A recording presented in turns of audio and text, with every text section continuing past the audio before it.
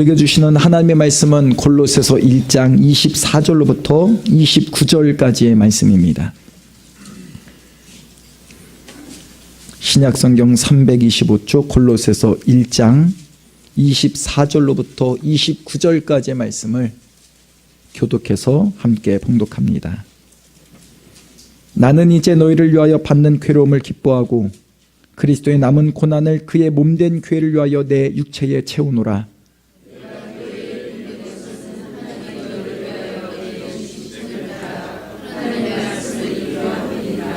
이 비밀은 만세와 만대로부터 감추어졌던 것인데 이제는 그의 성도들에게 나타났고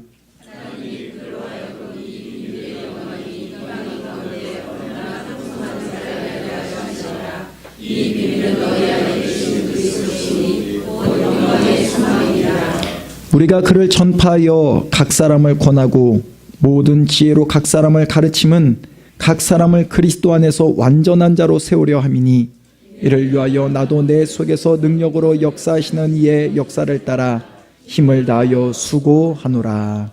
아멘. 우리 이 시간에는 에베네셀 찬양대에 찬양 있겠습니다. 신문들과 함께 인사하겠습니다.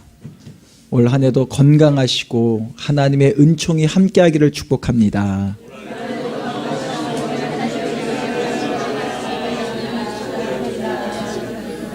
우리 한 번 더 이렇게 인사했으면 좋겠습니다. 올 한 해는 하나님께로 한 걸음 더 가까이 다가서는 영적인 성장이 있기를 축복합니다.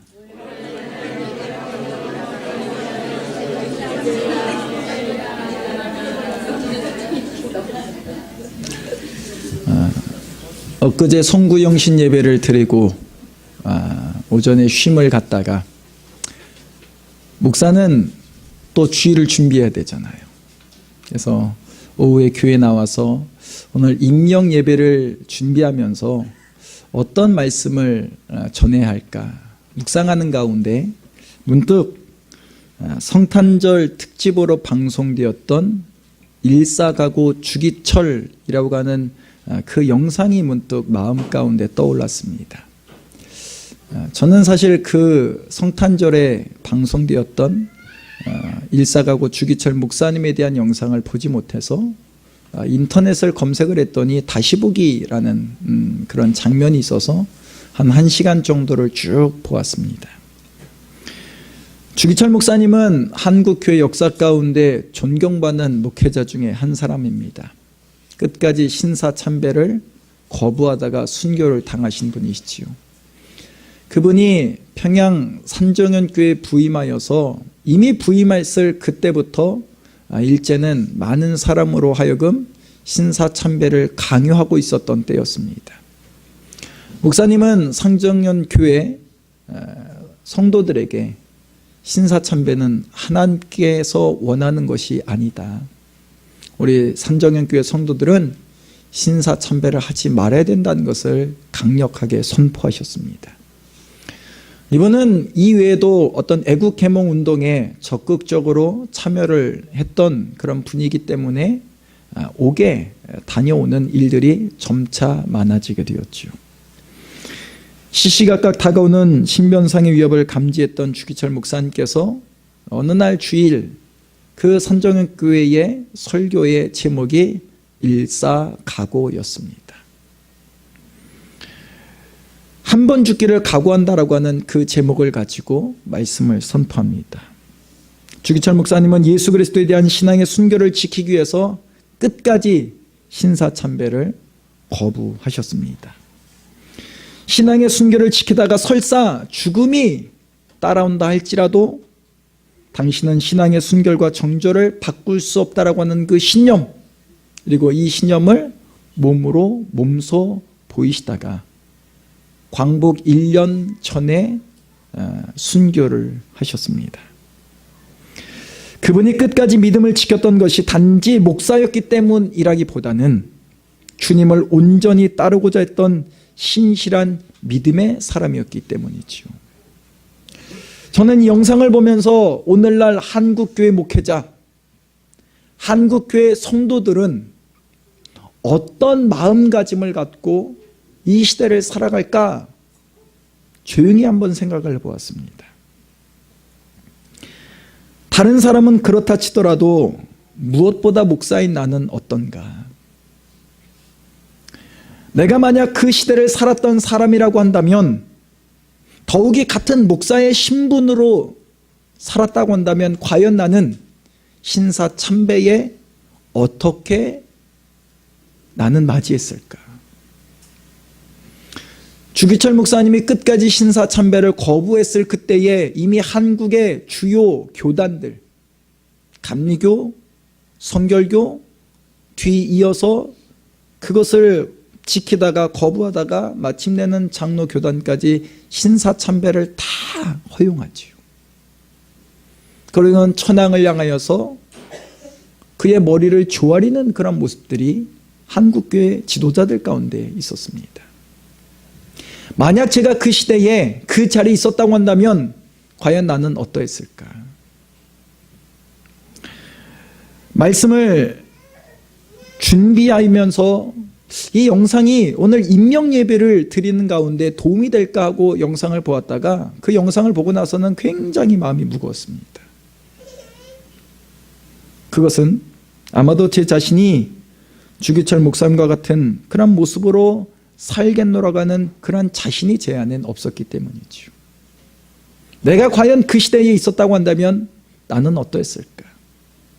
다른 많은 목회자들처럼 시대가 그러니까 그렇게 머리를 조아렸던 모습이 제 안에 있지 않았을까라는 것이 저에게는 더 크게 다가왔습니다. 한편으로는 그 시대를 살지 않았음에 감사한 마음이면서도 오늘 이 시대를 살아가는 목사로 나는 어떤 길을 걸어가고 있는가, 또 앞으로 나는 어떤 길을 걸어가야 할까에 대해서 생각해 볼 때에 오히려 답답한 마음이 제 안에는 더 크게 다가왔습니다.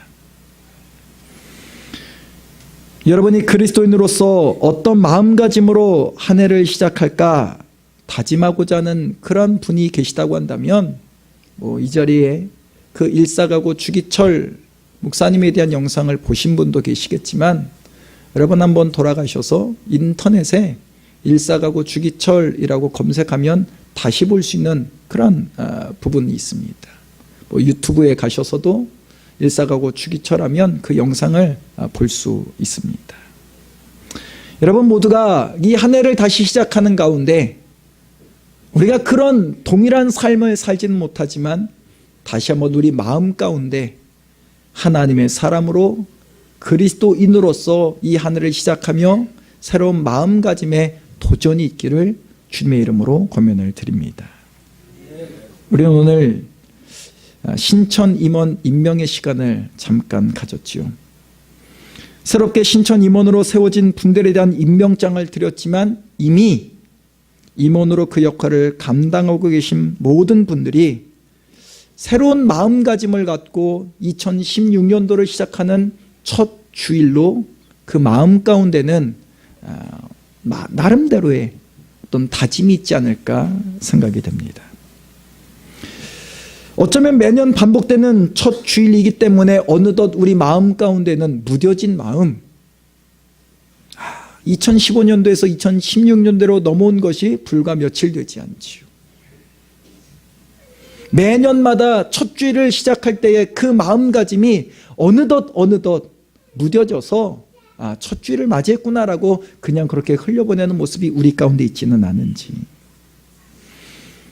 여러분께서 처음 임원으로 임명받았을 때에 그 마음을 얼마나 지금도 유지하고 계십니까?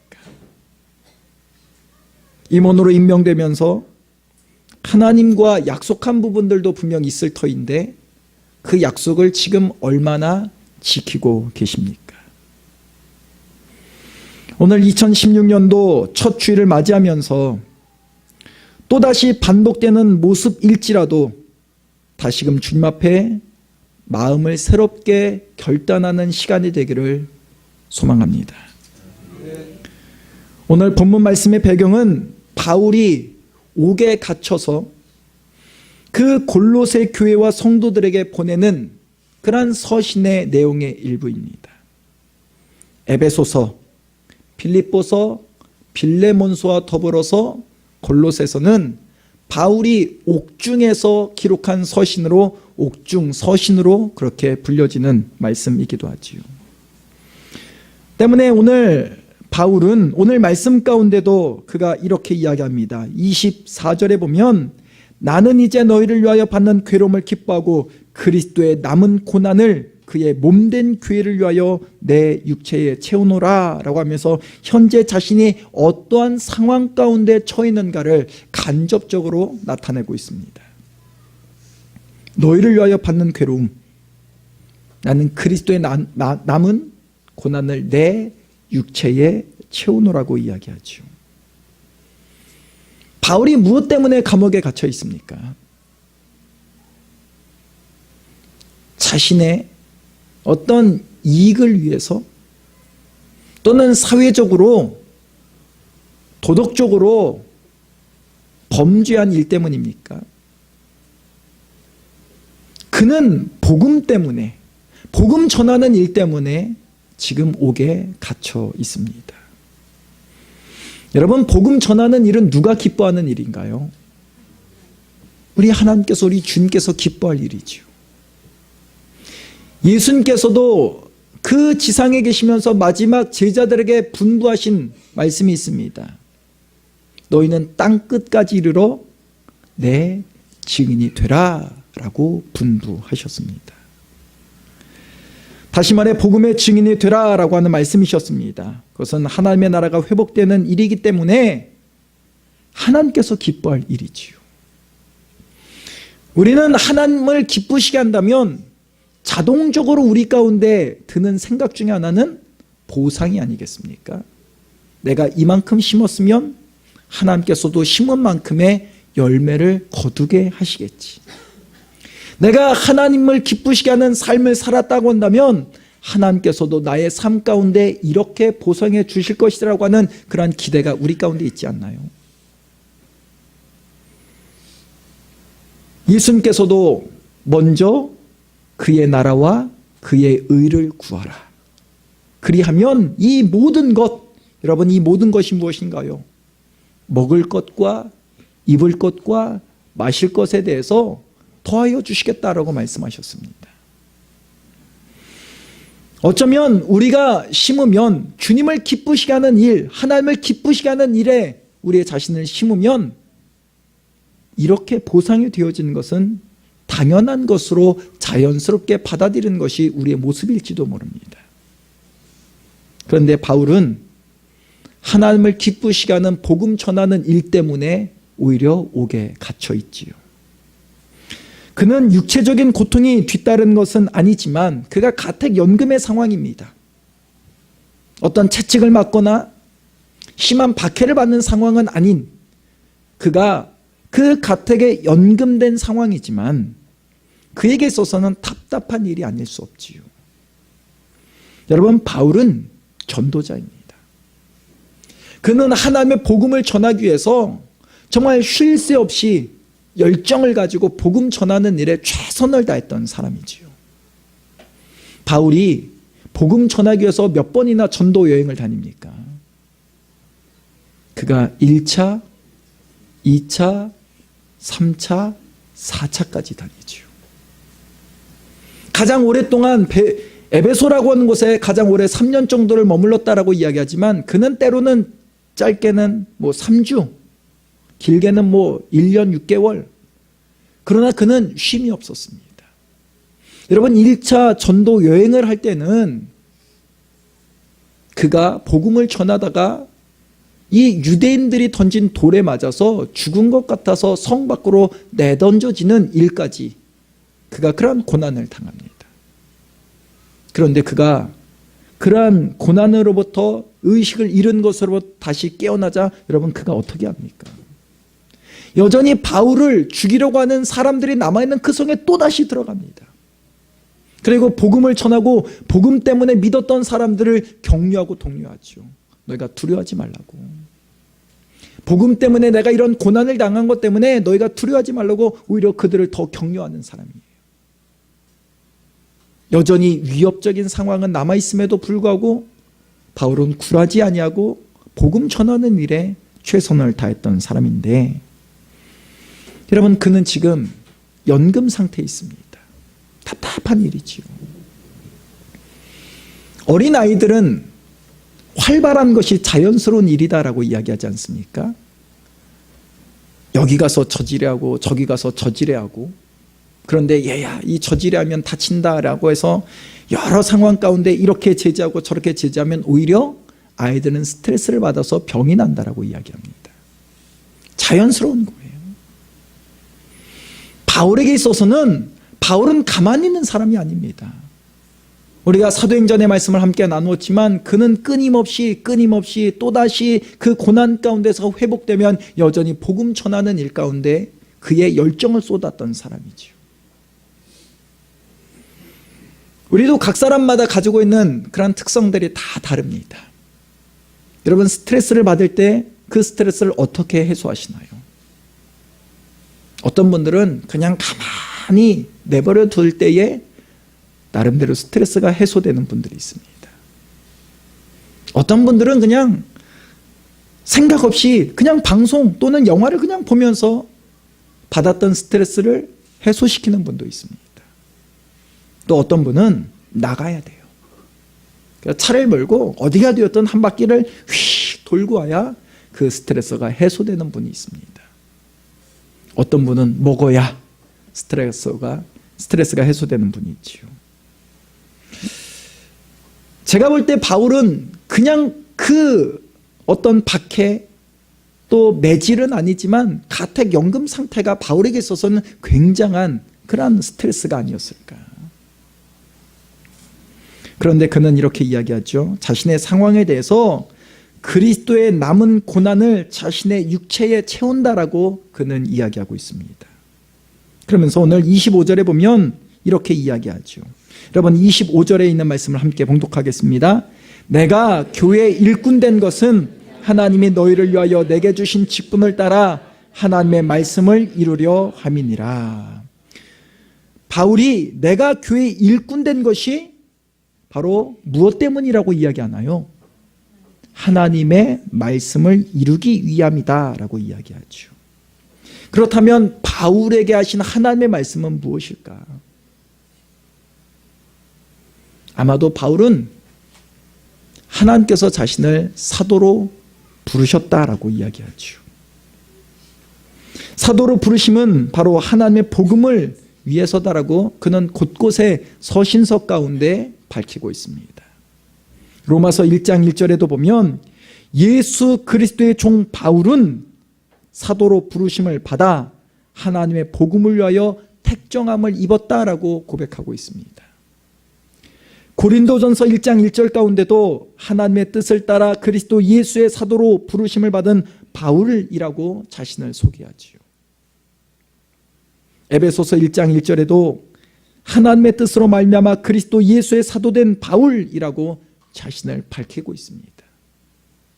그는 갈라디아서 2장 8절에는 이렇게 밝힙니다. 베드로에게 역사하사 그를 할례자의 사도로 삼으신 이가 베드로를 유대인의 사도로 부르신 그 하나님께서 또한 내게 역사하사 나를 이방인의 사도로 삼으셨다라고 그는 고백을 합니다. 바울에게 있어서 하나님의 말씀, 그 하나님의 말씀을 따라서 내가 교회의 일꾼 된 것은 바로 예수 그리스도의 사도로 부르심을 받아서 복음 전하는 일, 이 복음 전하는 것이 교회의 일꾼 된 것이다 라는 것을 바울은 밝히고 있습니다. 에베네셀 교회 임원이 되시는 여러분, 하나님께서 여러분을 부르신 부름의 목적이 무엇이라고 생각하십니까? 바울은 예수 그리스도의 사도로 부르셨다는 것을 고백하지요. 이를 오늘의 표현으로 말한다면 아마 제자로 부르셨다라고 하는 표현으로 바꾸는 것이 우리에게는 더 익숙한 표현이 아닐까. 여러분, 하나님께서 여러분을 교회 임원으로 부르신 것은 곧 여러분을 제자로 부르셨다는 사실을 믿으시기를 바랍니다. 그리고 오늘 바울은 이렇게 이야기합니다. 1장 28절을 제자도의 대헌장이다라고 이야기하는데 여러분 1장 28절에 있는 말씀을 우리 함께 봉독하겠습니다.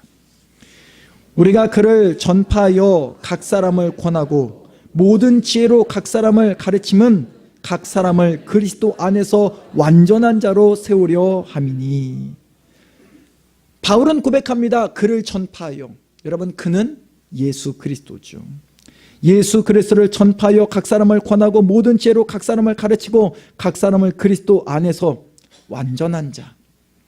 예전 개역 한글 가운데는 온전한 자라고 표현합니다. 저는 개인적으로 완전한 자라는 표현보다는 온전한 자가 더 좀 맞지 않을까. 왜? 여러분 사람은요 완전할 수 없어요. 예수 그리스도께서 다시 이 땅에 오시기 전까지 우리는 완전할 수 없습니다. 온전해가는 과정 가운데 있는 것이죠.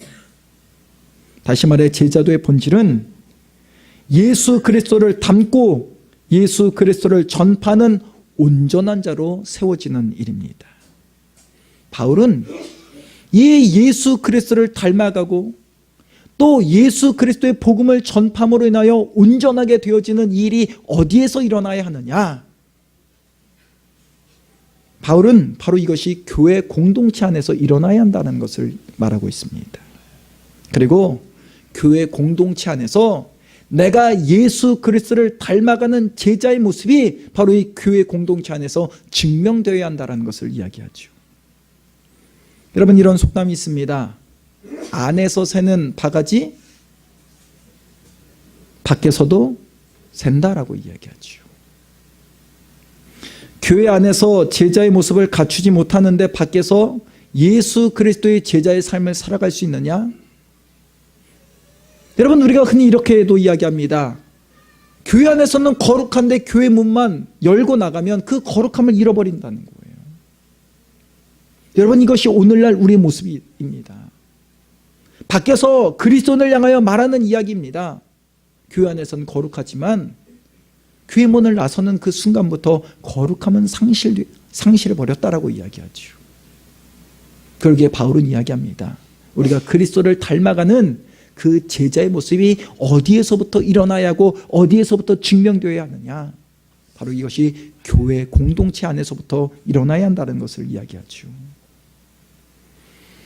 오늘 신천 임원으로 세움을 받은 분들을 비롯하여 이미 임원으로 부름받은 우리 성도님 모두가 교회 안에서부터 예수 그리스도를 닮아가는 온전한 제자의 모습을 갖출 수 있는 여러분들 되시기를 주님의 이름으로 권면을 드립니다.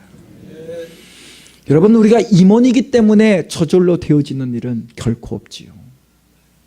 저는 목사로서 안수를 받은 사람입니다. 제가 목사로 안수를 받았다고 해서 여러분 저의 모습이 정말 주님을 닮아가는 그 온전한 모습이 저에게 저절로 이루어질까요? 여러분 그런 일은 결코 없습니다. 우리 모두는 예수님을 닮아가는 온전한 자로 세워져가는 과정 가운데 있는 것이죠. 그리고 우리는 그 과정 가운데 기꺼이 나를 주님께 내어드려야 합니다. 저절로 되는 일은 그 어느 것도 있지 않습니다. 온전한 자, 바로 예수 그리스도를 닮아가는 제자로 그 역할을 감당하기 위해서는 서두에 말씀드렸던 것처럼 그 주기철 목사님이 일사각오, 다르게 표현한다면 에스더가 이야기했던 죽으면 죽으리라라고 하는 그 정신이 우리 가운데도 필요하지 않을까 생각해 봅니다. 오늘 한국교회 또한 영적인 지도자들 또 많은 성도님들이 물론 우리가 똑같은 삶을 살아갈 수는 없지만 우리 가운데 주어진 우리를 부르신 그 부름의 목적을 따라 일사각오의 정신을 갖고 우리에게 맡겨주신 이 직분, 이 임원의 역할을 잘 감당해낼 수 있는 우리 믿음의 성도님들 되시기를 주님의 이름으로 권면을 드립니다. 바울은 오늘 이렇게 고백하지요. 여러분 29절에 있는 말씀을 함께 봉독합니다. 이를 위하여 나도 내 속에서 능력으로 역사하시는 이의 역사를 따라 힘을 다하여 수고하노라. 바울이 교회 일꾼으로 부름을 받았고 온전한 자로 세워져가는 이 모든 과정 가운데도 내 힘이 아니라는 거예요. 나도 내 속에서 능력으로 역사하시는 이의 역사를 따라 힘을 다하여 수고한다라고 고백합니다. 그분의 부르심에 따라 나의 수고는 있어야 한다는 거죠. 그리고 이 수고가 전부가 아니라 내 안에서 역사하시는 그 능력을 힘입어서 나는 이 역할을 감당하고 있다는 것을 그는 고백하고 있습니다. 여러분, 일사각오의 정신이 있다 해도 바로 내 속에서 능력으로 역사하시는 성령님의 도우심이 있어야 그 각오를 우리는 또 지켜낼 수 있는 것이지요. 제가 이 영상을 일사각오 주기철 목사님에 대한 영상을 보면서 그 한 문구가 저의 마음을 두드렸습니다.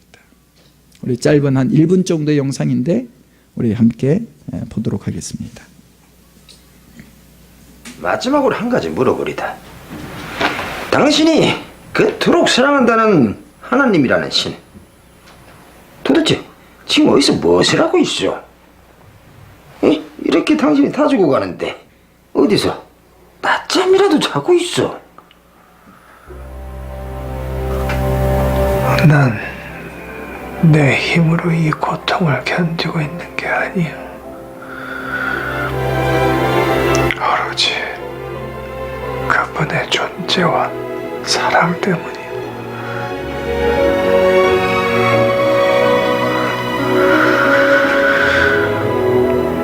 나는 내가 십자가를 지고 있다고 생각했지만 사실은 주님이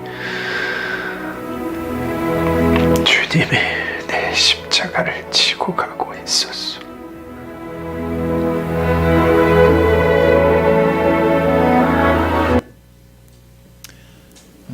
주기철 목사님도 고백합니다. 내가 이것을 감당하는 것은 내가 아니라 주님께서 나의 십자가를 대신 짊어지고 가고 계시다라고 고백하고 있습니다. 바울도 이야기합니다. 내 속에서 역사하시는 능력을 따라 나는 수고를 감당할 뿐이다 라고 이야기하지요. 임원으로 부름받은 여러분들도 내 힘으로는 감당할 수 없습니다. 내 속에서 역사하시는 그 능력, 성령님의 인도하심 가운데 우리의 삶을 내어 맡기셔서 올 2016년도 이 첫 주를 맞이하는 여러분 안에 또 52주 모두가 내 능력이 아닌 내 안에서 역사하시는 그 성령님의 인도하심을 따라 온전한 자로 세워져가는 우리 믿음의 성도님들 되시기를 주님의 이름으로 축복을 드립니다. 바울이 고백하였던 것처럼 그리스도의 남은 고난을 내 육체에 채워놓으라 라고 하는 이 마음의 다짐과 결단을 가지고 올 2016년도를 또한 채워가는 우리 에베네셀 교회 모든 임원과 성도님들이 되셔서 기꺼이 수고를 아끼지 아니함으로 주님의 몸된 교회가 더 건강하게 세워지는 이 일에 함께 쓰임받는 저와 여러분 모두가 되시기를 주님의 이름으로 축복을 드립니다. 우리 이 시간 가운데 함께 말씀을 기억하면서 또 임원으로 부름받은 그 부르심의 그 소망 가운데 다시 한번 그 주님께서 우리에게 분부하셨던 부분들, 또 온전히 세워져 가기를 사모하는 그 예수님을 닮아가는 그 모습이 우리 가운데 채워지기를 원하는 마음을 가지고 우리 함께 찬양하고 기도하는 시간을 갖기를 원합니다. 나의 부르심